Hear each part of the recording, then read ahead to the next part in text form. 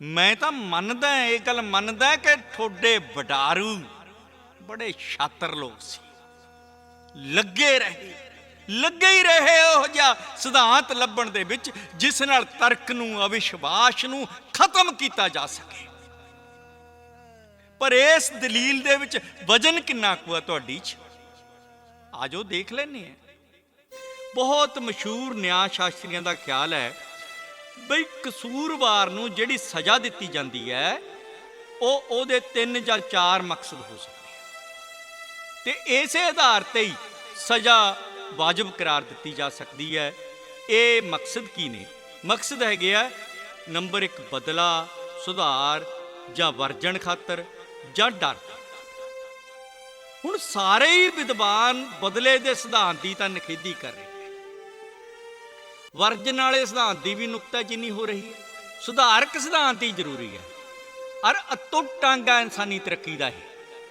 इस सिद्धांत का मकसद की है? मकसद ये है कि जिहड़ा बंदा कसूरवार है वो जदों समाज दे विच वापस जावे तो सब तो वध काबल ते अमन पसंद शहरी बन के ही वापस जाए। मन लैने हैं कि भाई उन्हें पाप किए होने हैं, पाप किए होने हैं बंदियां दे पिछले जन्म च, तो रब जिहड़ी सज़ा दिंदा उन्हां नूं वो है किहो जी? तुसीं कहंदे हो जी उन्हां नूं गां, बिल्ली, दरख्त, जड़ी बूटी जां फिर जानवर के रूप जन्म लैण खातर भेजदा। देखो ठोडे मुताबिक इन्हां सजावां जां जूनियां की गिणती हैगी आ कोई 84 लाख। मैनूं दसो इहदा बंदे ते कुछ सुधारक असर पैंदा भी है कि नहीं? तुसीं इहो जे किन्ने क जणियां नूं, किन्ने क बंदियां नूं मिले हो जिहड़े पाप करन करके पिछले जन्म दे विच गधे दी जून च पए होए सीगे? मिलिया कोई? नहीं मिलिया होना ना। देखो पुराने बरतात छेड़न की जरूरत नहीं है। मैं तुहाडियां कड़ियां कड़ाइयां मिथिहासक कहानियां का जिक्र भी नहीं छूना चाहता। इस तो बिना तुहाडी इस गल का मैनूं पता हैगा कि दुनिया च सब तो वड्डा पाप गरीब होना है। पाप है गरीबी, सजा है। भला तुसीं किन्नियां सिफतां करोगे इहो जे अपराध विग्यानी दियां जिहड़ा इहो जिहियां सजावां कड़े जिहदे नाल मनुख मजबूर होवे होर गुनाह करन खातर? दसो तुहाडे रब ने पहला नहीं सी सोचिया इस गल बारे? जां फिर वो भी इन्हां गल्लां नूं मनुखता दियां अकैद दुख तकलीफां दी कीमत ते तजर्बियां दे राहीं सिੱਖਦਾ? ठोडी चाचे की होनी हो सकती है भला किसी चमार या भंगी दे अनपढ़ टब्बर च जम्मे बंदे दी? वो गरीब है, वो गरीब है इस करके पढ़ाई नहीं कर सकता। अपने आप नूं उत्तम समझण वाले दूए इंसान ही नफरत करते हैं उन्होंने, क्योंकि पैदा होया उच्ची जात च। ओदी अज्ञानता, ओदी गरीबी ते जिहड़ा सलूक हो रहा है ना ओदे नाल, इन्हां सारियां ही गल्लां करके वो समाज वल सख्त हो जू। फर्ज करो कोई पाप करता है तो कौन भुगतू इहदा खमियाजा? रब भुगतू जां पाप करने वाला भुगतूगा? जां फिर वो गुणी ज्ञानी बंदे जिहड़े समाज दे कौन भुगतू?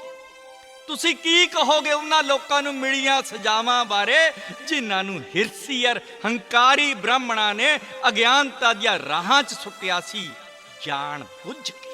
आही कसूर उन्हां दा भी उन्होंने पापियां ने थोड़े ज्ञान दियां पवित्र पोथियां वेदां दियां कुछ सतरां अपने कन्नां नाल सुन लईआं सी ते तुसीं पा दिता उन्हां दे कन्नां दे विच सिक्का। चल जे उन्होंने कोई कसूर कीता भी तां कौन जिम्मेवार सी? विपता पैणी किहदे सिर चाहीदी सी? मेरे प्यारे दोस्तों, खास अधिकारां दे मालकां दियां कढ आईयां ये सारे सिद्धांत। इन्हां सिद्धांतां दे सिर ते ही इहनूं वाजिब ठहराउंदे है। वो वाजिब ठहराउंदे किहनूं है? अपनी लुट्टी हुई ताकत नूं, दौलत ते उत्तमता। हाँ शायद अपटन सिनक्लेयर ने किसे थों लिखिया है कि बंदे नूं अमरता च यकीन, जणी आत्मा दी अमरता च यकीन ਕਰਨ ਲਾ ਦੋ, ਫਿਰ ਭਾਵੇਂ ਜਿਹੜਾ ਕੁਛ ਹੈ ਉਹਦੇ ਕੋਲ ਲੁੱਟ ਲਓ ਸਾਰਾ ਕੁਛ। ਉਹ ਤਾਂ ਸਗੋਂ ਹੱਸ ਕੇ ਤੁਹਾਡੀ ਲੁੱਟਣ ਵਾਲਿਆਂ ਦੀ ਮਦਦ ਕਰੂਗਾ। ਧਾਰਮਿਕ ਉਪਦੇਸ਼ਕਾਂ ਤੇ ਹਾਕਮਾਂ ਨੇ ਮਿਲੀ ਭੁਗਤ ਕਰਕੇ ਜੇਲ੍ਹਾਂ, ਫਾਹੀਆਂ, ਕੋਰੜੇ ਤੇ ਇਹਨਾਂ ਸਿਧਾਂਤਾਂ ਦੀ ਕੱਢੀ ਸੀ ਕਾਢ, ਤਾਂ ਕਿ ਲੁੱਟ ਬਰਕਰਾਰ ਰਹੇ। ਚਲੋ ਮੈਨੂੰ ਆਈ ਦੱਸ ਦੋ ਵੀ ਤੁਹਾਡਾ ਸਰਬ ਸ਼ਕਤੀਮਾਨ ਰੱਬ ਕਾਤੇ ਨਹੀਂ ਵਰਜਦਾ, ਰੋਕਦਾ ਕਾਤੇ ਨਹੀਂ ਬੰਦੇ ਨੂੰ ਕਸੂਰ ਕਰਨ ਤੋਂ? ਉਹਦੇ ਲਈ ਤਾਂ ਇਹ ਕੰਮ ਬੜਾ ਹੀ ਸੌਖਾ। ਉਹਨੇ ਜੰਗਬਾਜ਼ਾਂ ਨੂੰ ਮਾਰਿਆ ਕਾਤੇ ਨਾ? ਜਾਂ ਚਲੋ ਉਹਨਾਂ ਦੇ ਜੰਗੀ ਪਾਗਲਪਣ ਨੂੰ ਮਾਰ ਕੇ ਵੱਡੀ ਜੰਗ ਨਾਲ ਮਨੁੱਖਤਾ ਤੇ ਆਈ ਜਿਹੜੀ ਪਰਲੋਂ ਸੀਗੀ ਉਹਨੂੰ ਬਚਾਇਆ ਕਾਤੇ ਨਾ? ਹੋਰ ਛੱਡੋ, ਉਹ ਅੰਗਰੇਜ਼ ਲੋਕਾਂ ਦੇ ਮਨਾਂ 'ਚ ਇਹੋ ਜਿਹਾ ਜਜ਼ਬਾ ਕਾਤੇ ਨਹੀਂ ਭਰ ਦਿੰਦਾ ਕਿ ਉਹ ਚਲੇ ਜਾਣ ਹਿੰਦੁਸਤਾਨ ਛੱਡ ਕੇ? ਉਹ ਕਾਤੇ ਨਹੀਂ ਭਰ ਦਿੰਦਾ ਸਰਮਾਏਦਾਰ ਦੇ ਦਿਲਾਂ 'ਚ ਇਹੋ ਜਿਹਾ ਜਜ਼ਬਾ ਕਿ ਉਹ ਛੱਡ ਦੇਣ ਪੈਦਾਵਾਰੀ ਸਾਧਨਾਂ ਦੀ ਸਾਰੀ ਜਾਇਦਾਦ? ਸਿਰਫ ਸਾਰੇ ਮਿਹਨਤਕਸ਼ ਲੋਕਾਂ ਨੂੰ ਨਹੀਂ, ਸਗੋਂ ਸਾਰੇ ਹੀ ਮਨੁੱਖੀ ਸਮਾਜ ਨੂੰ ਪੂੰਜੀਵਾਦ ਦੇ ਬੰਧਨ ਤੋਂ ਛੁਟਕਾਰਾ ਮਿਲ ਜੂਗਾ। ਤੁਸੀਂ ਕਰਨਾ ਚਾਹੋਗੇ ਬਹਿਸ ਵੀ ਸਮਾਜਵਾਦੀ ਸਿਧਾਂਤ ਲਾਗੂ ਹੋ ਸਕਦਾ ਹੈ ਜਾਂ ਨਹੀਂ ਹੋ ਸਕਦਾ? ਚਲੋ ਮੈਂ ਇਹਦਾ ਜਿੰਮਾ ਵੀ ਤੁਹਾਡੇ ਉਹ ਪਰਵਰਦਗਾਰ ਦੇ ਉੱਤੇ ਸਿੱਟਦਾ। ਜਿੱਥੋਂ ਤੱਕ ਸੰਬੰਧ ਹੈ ਆਮ ਲੋਕ ਭਲਾਈ ਦਾ, ਲੋਕਾਂ ਨੂੰ ਪਤਾ ਹੈ ਕਿ ਸਮਾਜਵਾਦ ਦੇ ਕੀ ਕੀ ਗੁਣ ਨੇ, ਪਰ ਉਹ ਇਹਦਾ ਵਿਰੋਧ ਸਿਰਫ ਇਸੇ ਨੁਕਤੇ ਤੇ ਆ ਕੇ ਕਰਦੇ ਆ ਕਿ ਜੀ ਇਹ ਲਾਗੂ ਨਹੀਂ ਹੋ ਸਕਦਾ। ਚਲੋ ਆਵੇ ਤੁਹਾਡਾ ਰੱਬ ਤੇ ਸਾਰਾ ਕੁਝ ਬਾਕਾਇਦਾ ਤਰੀਕੇ ਨਾਲ ਕਰ ਦੇਵੇ, ਠੀਕ। ਹੁਣ ਤੁਸੀਂ ਕਹਾਂ ਦਲੀਲ ਚੋਂ ਦਲੀਲ ਕੱਢਣ ਦੀ ਕੋਸ਼ਿਸ਼ ਨਾ ਕਰੋ। ਮੈਂ ਤੁਹਾਨੂੰ ਦੱਸਦਾ ਕਿ ਹਿੰਦੁਸਤਾਨ ਦੇ ਉੱਤੇ ਜਿਹੜੀ ਬਰਤਾਨੀਆ ਦੀ ਹਕੂਮਤ ਹੈ ਉਹ ਇਸ ਕਰਕੇ ਤਾਂ ਨਹੀਂ ਹੈ ਵੀ ਇਹ ਮਰਜ਼ੀ ਹੈ ਜੀ ਰੱਬ ਦੀ ਮਰਜ਼ੀ ਕਰਕੇ ਨਹੀਂ, ਇਸ ਕਰਕੇ ਹੈ ਕਿ ਵੀ ਸਾਡੇ 'ਚ ਹਿੰਮਤ ਹੈ ਨਹੀਂ ਵਿਰੋਧ ਕਰਨ ਦੀ। ਉਹ ਰੱਬ ਦੀ ਮਦਦ ਨਾਲ ਨਹੀਂ ਸਾਨੂੰ ਗੁਲਾਮ ਰੱਖ ਰਹੇ। ਉਹਨਾਂ ਨੇ ਸਾਨੂੰ ਗੁਲਾਮ ਪਤਾ ਕਿਵੇਂ ਬਣਾਇਆ ਹੋਇਆ? ਉਹਨਾਂ ਨੇ ਸਾਨੂੰ ਗੁਲਾਮ ਬਣਾਇਆ ਹੋਇਆ ਬੰਦੂਕਾਂ ਨਾਲ, ਤੋਪਾਂ ਨਾਲ, ਬੰਬਾਂ ਨਾਲ, ਗੋਲੀਆਂ ਨਾਲ, ਪੁਲਿਸ ਤੇ ਫੌਜ ਦੀ ਮਦਦ ਨਾਲ। ਕੀ ਕਸੂਰ ਹੈ ਜੀ ਸਾਡਾ? ਕੀ ਕਸੂਰ ਹੈ ਕਿ ਉਹ ਮਨੁੱਖੀ ਸਮਾਜ ਦੇ ਖਿਲਾਫ ਘਿਨਾਉਣਾ ਤੇ ਸਭ ਤੋਂ ਵੱਧ ਘਿਨਾਉਣਾ ਅਪਰਾਧ ਕਰ ਰਹੇ ਹੈ ਕਿ ਇੱਕ ਕੌਮ ਲੁੱਟੀ ਜਾ ਰਹੀ ਹੈ। ਇੱਕ ਕੌਮ ਲੁੱਟੀ ਜਾ ਰਹੀ ਹੈ ਦੂਜੀ ਕੌਮ ਦੇ ਹੱਥੋਂ। ਕਿੱਥੇ ਆ ਰੱਬ? ਕੀ ਕਰਦਾ ਉਹ? ਕੀ ਉਹ ਮਜ਼ੇ ਲੈ ਰਿਹਾ? ਮਨੁੱਖਤਾ ਦੀਆਂ ਇਹਨਾਂ ਸਾਰੀਆਂ ਦੁੱਖ ਤਕਲੀਫਾਂ ਦਾ ਸਵਾਦ ਲੈ ਰਿਹਾ ਉਹ ਨੀਰੋ ਹੈ, ਫਿਰ ਉਹ ਚੰਗੇਜ਼ ਖਾਨ ਹੈ। ਮੈਂ ਕਹਾਂਗਾ ਰੱਬ ਮੁਰਦਾਬਾਦ। ਤੁਸੀਂ ਪੁੱਛੋਗੇ ਵੀ ਫਿਰ ਭਾਈ ਇਸ ਦੁਨੀਆ ਦਾ, ਮਨੁੱਖ ਦਾ ਆਰੰਭ ਕਿਵੇਂ ਹੋਇਆ? ਸ੍ਰਿਸ਼ਟੀ ਕਿਵੇਂ ਸਜੀ? ਚਾਰਲਸ ਡਾਰਵਨ ਇੱਕ ਵਿਗਿਆਨੀ ਹੋਇਆ, ਉਹਨੇ ਇਸ ਵਿਸ਼ੇ ਤੇ ਚਾਨਣ ਪਾਉਣ ਦੀ ਬਹੁਤ ਵੱਡੀ ਕੋਸ਼ਿਸ਼ ਕੀਤੀ ਹੈ। ਪੜ੍ਹੋ ਉਹਨੂੰ ਕੋਖੋ। ਸੋਮ ਸਵਾਮੀ ਦੀ ਕਿਤਾਬ ਹੈ ਕਾਮਨ ਸੈਂਸ, ਮੈਂ ਪੜ੍ਹੀ ਹੈ, ਤੁਸੀਂ ਵੀ ਪੜ੍ਹ ਲਓ। ਤੁਹਾਨੂੰ ਕੁਝ ਹੱਦ ਤੱਕ ਇਸ ਸਵਾਲ ਦਾ ਜਵਾਬ ਜ਼ਰੂਰ ਮਿਲ ਜਾਊ। ਇਹ ਵਿਸ਼ਾ ਹੈਗਾ ਕੁਦਰਤ ਦਾ, ਨੇਚਰ ਦਾ। ਇਹ ਘਟਨਾ ਵੀ ਕੁਦਰਤ ਦੀ ਉਹ ਘਟਨਾ ਹੈ। ਅੱਡ ਅੱਡ ਪਦਾਰਥਾਂ ਦੇ ਅਚਾਨਕ ਮੇਲ ਨਾਲ ਪੈਦਾ ਹੋਈ ਹੈ ਧਰਤੀ। ਕਦੋਂ? ਇਹ ਜਾਣਨ ਲਈ ਇਤਿਹਾਸ ਪੜ੍ਹ ਲਓ। ਇਸ ਅਮਲ ਵਿੱਚ ਸਭ ਤੋਂ ਪਹਿਲਾਂ ਜਾਨਵਰ ਤੇ ਫਿਰ ਮਨੁੱਖ ਪੈਦਾ ਹੋਇਆ ਸੀ। ਤੁਸੀਂ ਡਾਰਵਨ ਦੀ ਕਿਤਾਬ ਓਰੀਜਿਨ ਆਫ ਸਪੀਸੀਜ਼ ਪੜ੍ਹੋ, ਔਰ ਜੋ ਵੀ ਤਰੱਕੀ ਹੋਈ ਇਹ ਉਹ ਤੋਂ ਬਾਅਦ ਹੀ ਉਹ ਹੋਈ ਸੀਗੀ ਮਨੁੱਖ ਦੀ ਕੁਦਰਤ ਨਾਲ ਲਗਾਤਾਰ ਟੱਕਰ ਤੇ ਮਨੁੱਖ ਵੱਲੋਂ ਕੁਦਰਤ ਉੱਤੇ ਕਾਬੂ ਪਾਉਣ ਦੀ ਕੋਸ਼ਿਸ਼ ਵਜੋਂ। ਇਹ ਹੈ ਧਰਤੀ ਦੇ ਆਦਿ ਬਾਰੇ ਬਹੁਤ ਹੀ ਸੰਖੇਪ ਜਿਹਾ ਵੀ। ਤੁਹਾਡਾ ਅਗਲਾ ਸਵਾਲ ਇਹ ਹੋ ਸਕਦਾ ਹੈ ਕਿ ਪਿਛਲੇ ਜਨਮ 'ਚ ਜੇ ਮਾੜੇ ਕਰਮ ਨਾ ਕੀਤੇ ਹੋਣ ਤਾਂ ਕੋਈ ਜਵਾਕ ਅੰਨਾ ਜਾਂ ਲੰਗੜਾ ਕਾਤੇ ਜੰਮੇ? ਜੀਵ ਵਿਗਿਆਨੀਆਂ ਨੇ ਦੇਖੋ ਜ਼ਿਕਰ ਕੀਤਾ ਇਸ ਸਮੱਸਿਆ ਦਾ। ਉਹਨਾਂ ਦੇ ਮੁਤਾਬਕ ਇਹ ਜੀਵ ਵਿਗਿਆਨਕ ਵਿਸ਼ਾ ਹੈ, ਔਰ ਇਹਦੇ ਕਾਰਨ ਵੀ ਬੱਚੇ ਦੇ ਮਾਂ ਤੇ ਪਿਓ ਦੇ ਜੀਵ ਇਤਿਹਾਸ ਦੇ ਵਿੱਚ ਹੀ ਪਏ ਹੁੰਦੇ। ਕੁਦਰਤੀ ਤੁਸੀਂ ਇੱਕ ਹੋਰ ਸਵਾਲ ਵੀ ਪੁੱਛ ਸਕਦੇ ਹੋ। ਦੇਖੋ ਭਾਵੇਂ ਹੈ ਤਾਂ ਇਹ ਬਚਕਾਨਾ ਜਿਹਾ ਸਵਾਲ। ਉਹ ਸਵਾਲ ਇਹ ਹੈ ਕਿ ਜੇ ਰੱਬ ਹੈ ਹੀ ਨਹੀਂ ਸੀ ਫਿਰ ਲੋਕ ਉਹਨੂੰ ਮੰਨਣ ਕਾਤੇ ਲੱਗ ਗਏ। ਮੇਰਾ ਜਵਾਬ ਸਪਸ਼ਟ ਤੇ ਸੰਖੇਪ ਹੋਊਗਾ ਕਿ ਦੇਖੋ, ਜਿਵੇਂ ਲੋਕ ਭੂਤਾਂ ਪ੍ਰੇਤਾਂ ਨੂੰ ਮੰਨਣ ਲੱਗ ਪਏ ਸੀ, ਉਵੇਂ ਹੀ ਰੱਬ ਨੂੰ ਵੀ ਮੰਨਣ ਲੱਗ ਪਏ। ਇੰਨਾ ਕੋਈ ਫਰਕ ਹੈ ਕਿ ਰੱਬ 'ਚ ਯਕੀਨ ਤਕਰੀਬਨ ਸਰਵ ਵਿਆਪਕ ਹੈ ਤੇ ਇਹਦੀ ਫਲਸਫੀ ਹੈ ਜਿਹੜੀ ਉਹ ਵੀ ਕਾਫੀ ਵਿਕਸਿਤ ਹੈ।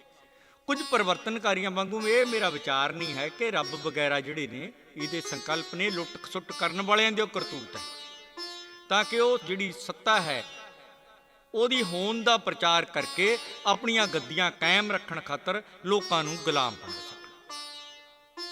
ਭਾਵੇਂ ਕਿ ਮੇਰਾ ਉਹਨਾਂ ਨਾਲ ਇਸ ਨੁਕਤੇ ਤੇ ਕੋਈ ਬਹੁਤਾ ਮਤਭੇਦ ਵੀ ਨਹੀਂ ਹੈ ਕਿ ਸਾਰੇ ਹੀ ਧਾਰਮਿਕ ਮਤ, ਧਰਮ, ਸਿਧਾਂਤ ਤੇ ਹੋਰ ਇਹੋ ਜਿਹੀਆਂ ਸੰਸਥਾਵਾਂ ਆਖਿਰਕਾਰ ਜਾਬਰ ਤੇ ਦਮਨਕਾਰੀ ਸੰਸਥਾਵਾਂ, ਵਿਅਕਤੀਆਂ ਤੇ ਜਮਾਤਾਂ ਦੀਆਂ ਹਮਾਇਤੀਆਂ ਹੋ ਨਿਬੜਦੀਆਂ।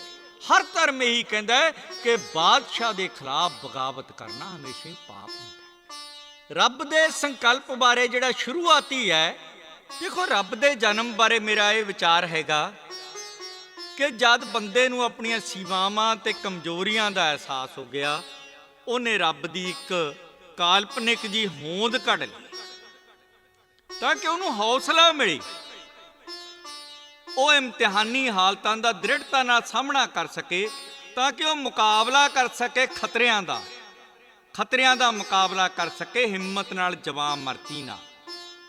ਤੇ ਜਦੋਂ ਖੁਸ਼ਹਾਲੀ ਤੇ ਅਮੀਰੀ ਦੀ ਹਾਲਤ ਹੋਵੇ ਤਾਂ ਉਹ ਆਪਣੀਆਂ ਇੱਛਾਵਾਂ ਤੇ ਕਾਬੂ ਪਾ ਸਕੇ। ਦੇਖੋ, ਮਨੁੱਖ ਨੇ ਰੱਬ ਨੂੰ ਚਿਤਵਿਆ ਵੀ ਹੈ ਤੇ ਚਿਤਰਿਆ ਵੀ। ਉਹਨੂੰ ਚਿਤਰਿਆ ਨਿਜ ਰੂਪਕ ਨੇਮਾਂ ਤੇ ਪਾਲਣਹਾਰ ਦੇ ਗੁਣਾਂ ਦੇ ਵਿੱਚ। ਉਹਦੀ ਕਰੋਪੀ ਤੇ ਨਿਜ ਰੂਪਕ ਨੇਮਾਂ ਨੂੰ ਵਿਚਾਰਨ ਵੇਲੇ ਉਹ ਪਤਾ ਕਾਹਦਾ ਕੰਮ ਦਿੰਦਾ ਸੀ? ਉਹ ਕੰਮ ਦਿੰਦਾ ਸੀਗਾ ਤਾੜਨਾ ਦਾ, ਤਾਂ ਕਿ ਮਨੁੱਖ ਖਤਰਾ ਨਾ ਬਣ ਜਾਵੇ। ਉਹਦੇ ਪਾਲਣਹਾਰ ਗੁਣਾਂ 'ਚੋਂ ਮਾਂ ਸੀ, ਭੈਣ, ਭਾਬੀ, ਪਿਤਾ, ਦੋਸਤ ਤੇ ਮਦਦਗਾਰ ਸੀ, ਤਾਂ ਕਿ ਔਖੇ ਵੇਲੇ ਜਦ ਬੰਦੇ ਦੇ ਸਾਰੇ ਹੀ ਸਾਥੀ ਸਾਥ ਛੱਡ ਜਾਣ ਤਾਂ ਉਸ ਘੜੀ ਵੀ ਬੰਦੇ ਨੂੰ ਇੱਕ ਯਕੀਨ, ਇੱਕ ਧਰਵਾਸ ਬਣਿਆ ਰਹੇ ਕਿ ਉਹਨੂੰ ਟਾਰਸ ਦੇਣ ਦੀ ਖਾਤਰ, ਉਹਦੀ ਮਦਦ ਕਰਨ ਦੀ ਖਾਤਰ ਸਦਾ ਸਲਾਮਤ ਰਹਿਣ ਵਾਲਾ ਸੱਚਾ ਮਿੱਤਰ ਰੱਬ ਹੈਗਾ। ਆਦਿ ਕਾਲ ਵਿੱਚ ਰੱਬ ਸੱਚੇ ਅਰਥਾਂ ਦੇ ਵਿੱਚ ਸਮਾਜ ਲਈ ਲਾਹੇਵੰਦ ਵੀ ਹੋਊਗਾ। ਰੱਬ ਦਾ ਵਿਚਾਰ ਔਖੀ ਘੜੀ ਵੇਲੇ ਬੰਦੇ ਲਈ ਮਦਦਗਾਰ ਵੀ ਸਾਬਤ ਹੁੰਦਾ ਹੋਣਾ। ਸਮਾਜ ਨੇ ਜਿਵੇਂ ਲੜਾਈ ਲੜੀ ਸੀ ਨਾ ਬੁੱਤ ਪੂਜਾ ਤੇ ਧਰਮ ਦੇ ਤੰਗ ਨਜ਼ਰ ਸੰਕਲਪਾਂ ਦੇ ਖਿਲਾਫ, ਉਵੇਂ ਹੀ ਅੱਜ ਸਮਾਜ ਨੂੰ ਲੜਨਾ ਪੈਣਾ ਰੱਬ ਦੇ ਵਿਸ਼ਵਾਸ ਦੇ ਖਿਲਾਫ। ਇਸੇ ਤਰ੍ਹਾਂ ਜਦ ਬੰਦਾ ਆਪਣੇ ਪੈਰੀ ਹੋਣ ਦੀ ਕੋਸ਼ਿਸ਼ ਕਰਨ ਲੱਗੂ ਜਾਂ ਯਥਾਰਥਵਾਦੀ ਹੋਣ ਲੱਗੂ ਤਾਂ ਉਹਨੂੰ ਲਾਂਭੇ ਸੁੱਟਣਾ ਪਊਗਾ ਰੱਬ ਦਾ ਵਿਸ਼ਵਾਸ, ਔਰ ਹਰ ਮੁਸ਼ਕਲ, ਹਰੇਕ ਆਫਤ ਤੇ ਹਰ ਤਰ੍ਹਾਂ ਦੇ ਹਾਲਾਤ ਦਾ ਮੁਕਾਬਲਾ ਆਪ ਕਰਨਾ ਪਊ ਡਟ ਕੇ। ਇਸ ਵੇਲੇ ਇਹੀ ਹਾਲਤ ਹੈ ਮੇਰੀ। ਮੇਰੇ ਦੋਸਤੋ, ਇਹ ਕੋਈ ਮੇਰਾ ਹੰਕਾਰ ਨਹੀਂ। ਮੈਂ ਨਾਸਤਕ ਬਣਿਆ ਤਾਂ ਆਪਣੀ ਸੋਚਣ ਵਿਧੀ ਨਾਲ ਬਣਿਆ। ਮੇਰਾ ਨਹੀਂ ਖਿਆਲ ਕਿ ਰੱਬ 'ਚ ਵਿਸ਼ਵਾਸ ਕਰਨ ਨਾਲ ਜਾਂ ਫਿਰ ਹਰ ਰੋਜ਼ ਅਰਦਾਸ ਕਰਨ ਨਾਲ ਮੇਰਾ ਕੋਈ ਸੌਰ ਜੂਗਾ। ਦੇਖੋ, ਨਾ ਹੀ ਇਹਦੇ ਨਾਲ ਹਾਲਤ ਕੋਈ ਹੋਰ ਬਹੁਤੀ ਵਿਗੜ ਜਾਣੀ। ਮੈਂ ਪੜ੍ਹਿਆ ਉਹਨਾਂ ਨਾਸਤਕਾਂ ਬਾਰੇ ਜਿਨ੍ਹਾਂ ਨੇ ਬਹੁਤ ਸਾਰੀਆਂ ਮੁਸ਼ਕਿਲਾਂ ਦਾ ਡਟ ਕੇ ਮੁਕਾਬਲਾ ਕਰਿਆ। ਇਸੇ ਲਈ ਮੈਂ ਅਖੀਰ ਤੱਕ ਫਾਂਸੀ ਦੇ ਤਖਤੇ ਤੇ ਵੀ ਕੋਸ਼ਿਸ਼ ਕਰ ਰਿਹਾ ਕਿ ਮੈਂ ਮਰਦ ਵਾਂਗ ਸਿਰ ਤਾਣ ਕੇ ਸਾਬਤ ਕਦਮ ਰਹਾ। ਦੇਖਦੇ ਆਂ ਇਹਦੇ 'ਚ ਮੈਂ ਪੂਰਾ ਕਿੰਨਾ ਕੁਤਰਦਾ। ਮੇਰੇ ਕਿਸੇ ਦੋਸਤ ਨੇ ਮੈਨੂੰ ਅਰਦਾਸ ਕਰਨ ਲਈ ਕਿਹਾ। ਜਦ ਮੈਂ ਦੱਸਿਆ ਕਿ ਮੈਂ ਤਾਂ ਨਾਸਤਕ ਹਾਂ ਤਾਂ ਉਹ ਕਹਿਣ ਲੱਗਿਆ ਕਿ ਦੇਖ ਲਈ, ਆਪਣੇ ਅਖੀਰਲੇ ਦਿਨਾਂ 'ਚ ਤੂੰ ਰੱਬ ਨੂੰ ਆਪ ਹੀ ਮੰਨਣ ਲੱਗ ਜਾਏਗਾ। ਤੇ ਮੈਂ ਅੱਗਿਓਂ ਕਹਿ ਦਿੱਤਾ ਕਿ ਨਹੀਂ ਪਿਆਰੇ ਜਨਾਬ ਜੀ, ਐਦਾਂ ਬਿਲਕੁਲ ਨਹੀਂ ਹੋਣ ਲੱਗਿਆ। ਐਦਾਂ ਕਰਨਾ ਤਾਂ ਮੇਰੀ ਖਾਤਰ ਬਹੁਤ ਹੀ ਘਟੀਆ ਔਰ ਹਾਰਨ ਵਾਲੀ ਗੱਲ ਹੋਊਗੀ। ਮੈਂ ਕੋਈ ਅਰਦਾਸ ਨਹੀਂ ਕਰਨੀ ਆਪਣੀ ਖੁਦਗਰਜੀ ਦੀ ਖਾਤਰ। ਪਾਠਕੋ, ਮਿੱਤਰੋ, ਦੋਸਤੋ, ਮੈਨੂੰ ਦੱਸੋ, ਕੀ ਮੇਰੀ ਇਹ ਹਉਮੈ ਹੈ, ਹੰਕਾਰ ਹੈ? ਚਲੋ ਜੇ ਹੈਗੀ ਵੀ ਹੈ ਤਾਂ ਮੈਨੂੰ ਇਹ ਚੰਗੀ ਲੱਗਦੀ ਹੈ।